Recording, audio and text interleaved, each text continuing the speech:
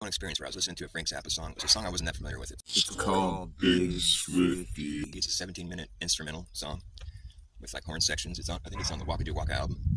But I had just gotten that album. It was a long time ago. But I was listening to it, and I hit play right after I took a fat bong hit of DMT with my friend, and I hit play on the CD, and I just laid back in my bed and just fucking went way out there. But it was crazy because the song is pretty psychedelic. I mean, Frank Zappa, but it was instrumental, so there wasn't any crazy lyrics, distracting me. It was just all horns and like really cool arrangements. What was interesting about this was that I wasn't familiar with the song at all, and during my trip, I had my eyes closed, and I was watching this. It's like psychedelic, these sacred geometry type visions, But what I was watching something being built, and it was the music that was building it. Like the way that the music was happening was creating certain things that happened in my hallucination I was watching, and it was building something. It was like a big palace or a building or something of sorts, But it was all colorful and crazy, geometric patterns.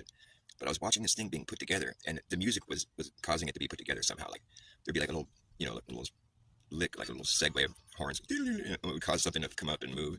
Like the sound was triggering certain things to happen, and it was building this huge structure, and I didn't know what was going on. I was just watching it. I totally lost myself, and I was just watching in amazement. I had no idea that I was on drugs or I was listening to Frank Zappa. I'd lost all that.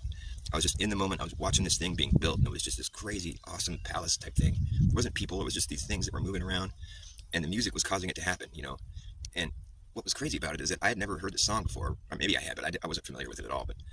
But the sound was causing the building to be built, and you could see that. Like I remember looking back on it after I came to, it was like there was parts of the song, parts of the building that was being created was like there'd be certain parts that were setting up the parts to come.